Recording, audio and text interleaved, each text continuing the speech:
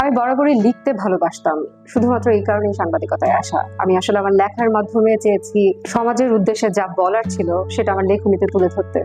জীবন মানেই হচ্ছে চ্যালেঞ্জ আমার কাছে। তো আপনি যে কোনো পেশাতেই আপনার সীমাবদ্ধতার জায়গাটা আসলে বেশি, আর যেখানে আপনি জনমানুষের সাথে আসলে একদম সরাসরি সম্পৃক্ত হচ্ছেন, সেই জায়গাটাতে আমার মনে হয় যে চ্যালেঞ্জের জায়গাটা আরো অনেক বেশি। আপনি চাইলেই সবকিছু বলতে বা লিখতে পারবেন না, এটাই বাস্তবতা। আমি শুরুতেই যেমনটা বলেছি যে সাংবাদিকতা আসলে একটা চ্যালেঞ্জের পেশা, সেটা নারী পুরুষ নির্বিশেষে। বিশেষ করে যারা মাঠ পর্যায়ে কাজ করেন, সাংবাদিকতায় তো বিভিন্ন ভাগ থাকে, তো যারা সরাসরি আসলে মাঠ পর্যায়ে গিয়ে কাজ করছেন তাদের জন্য চ্যালেঞ্জটা অনেক বেশি। কিন্তু যারা হয়তোবা সাব এডিটিং করছেন বা ঘরে বসে কাজ করছেন, ঘরে বসে বলাটা ঠিক না, হাউসে বসে কাজ করছেন, তাদের জন্য কিন্তু চ্যালেঞ্জের জায়গাটা কম না। কারণ আপনি একটা জিনিস বলতে চাচ্ছেন, লিখতে চাচ্ছেন, সেটা বলতে পারছেন কিনা, সেটা আপনার আসলে কতটা এডিটেড হয়ে মানুষের কাছে পৌঁছাচ্ছে, এই যে মনোজগতের একটা দ্বন্দ্ব, সেটাও আসলে চ্যালেঞ্জের। আসলে একদম আমি যদি সত্যি কথা বলতে চাই, আমরা অনেক দিন ধরে ঘরে বন্দি ছিলাম। একদম সত্য কথা, খুব খুব বেশি সময় ধরে আমাদের বাইরের বিচরণটা না। তাই আমরা আশাই করতে পারি না যে ছেলেদের মতো আমাদের প্রফেশনালিজম খুব বেশি থাকবে। তবে আমার মনে হয় আমাদের দেশের মেয়েদের আসলে খুবই আগ্রহের জায়গাটা, সেই জায়গাটা থেকে তারা তাদের বাধা বিঘ্ন সবকিছু অতিক্রম করে তারা প্রফেশনালিজমের জায়গাটাকে সর্বোচ্চ প্রায়োরিটি দিয়ে নিজেদের কাজ করে যাচ্ছে। কারণ আপনি যদি দেখেন যে একটা মেয়ে যখন অফিসে কাজ করে, তাকে বাসাও সামলাতে হয়, অফিসের কাজও করতে হয়, এটা কিন্তু তার তখন ফুল টাইম ডিউটি হয়ে যায়। তার ঘরের বাইরে এসে তাকে এখানে সর্বোচ্চ এফোর্টটা দিতে হয়। এবং নারীরা যেহেতু স্বভাবতই খুব গোছানো স্বভাবের হয়, আমার মনে হয় তারা তাদের সর্বোচ্চটা দিয়েই কাজ করার চেষ্টা করে। কিন্তু তারপরেও প্রফেশনালিজমের জায়গাটা থেকে আমার মনে হয় এখনো নারীকে আরো অনেক কাজ করতে হবে। আসলে 2025-এ এসে আমাদের এই ধরনের একটা প্রশ্ন করতে হচ্ছে যে নারীর যে দায়িত্বটা, সেই দায়িত্বের জায়গা থেকে কাজের জায়গায় নারীকে আসলে সাহায্যের জায়গায় দায়বদ্ধ কারা। আমি মনে করি এই সময় এসে এই যে প্রশ্নটা, এই প্রশ্নটাই আর আসা উচিত না। আমাদের মানুষ হিসেবে নারী পুরুষ সবাইকে সমানভাবে মূল্যায়ন করে আমার যে পুরুষ সহকর্মী এখানে এসে কাজ করছেন, তার আসলে তার জায়গা থেকেই বোঝা উচিত যে একটা মানুষ যখন আসলে তার সর্বোচ্চ এফোর্টটা 8-9 ঘন্টা এখানে দিচ্ছেন, তারপরে তার বাসায় গিয়ে আসলে কতটা এফোর্ট দেওয়ার মতো অবস্থাটা থাকে।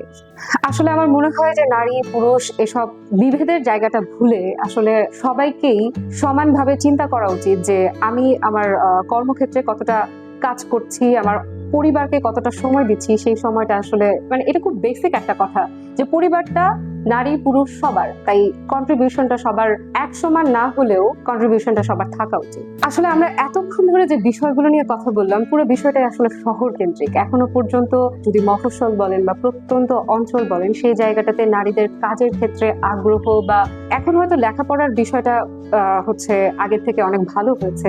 আমাদের একটা কথা খুব প্রচলিত, সেটা হচ্ছে নারীদের অংশগ্রহণ বাড়ছে, but this is the starting line, নারীদের অংশগ্রহণ বাড়ছে। কিন্তু লং রেসে আসলে নারীরা কোথায়, কতটা তারা এগিয়ে এসেছে?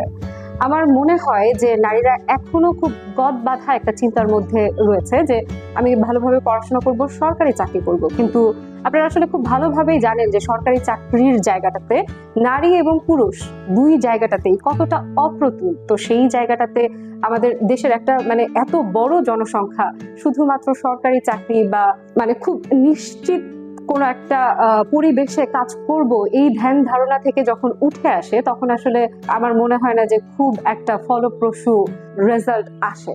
চ্যালেঞ্জিং পেশার ক্ষেত্রে নারীরা এখনো তো প্রচুর বাধার সম্মুখীন হয়। জার্নালিজম শব্দটা পড়াশোনার ক্ষেত্রে কেউ যদি পছন্দ করতে চায় যে আমি আসলে জার্নালিজমে পড়াশোনা করব, সেই জায়গাটা থেকেই নারীর বাধা শুরু হয়।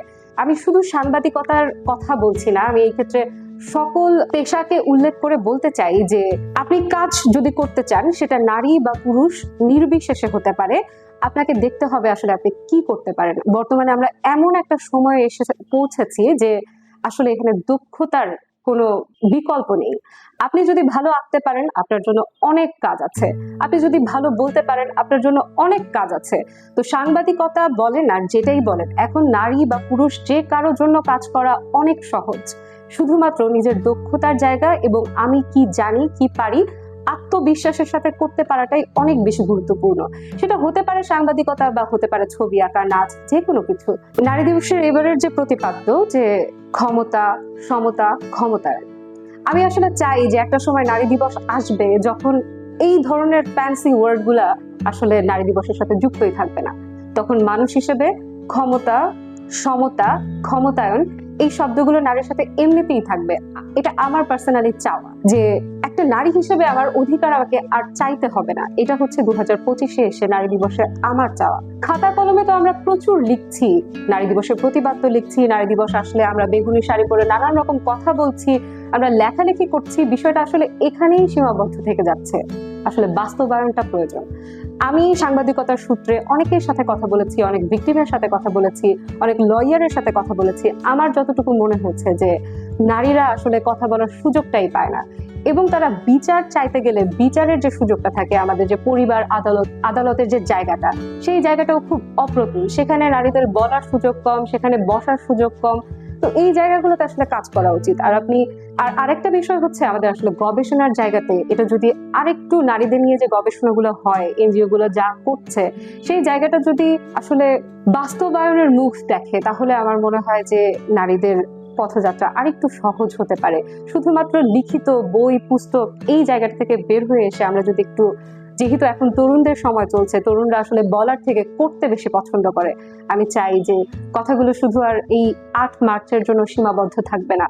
কথাগুলো প্রতিদিনের হবে, কথাগুলো আসলে বইয়ে থাকবে না, কথাগুলো আমাদের কর্মে আসবে।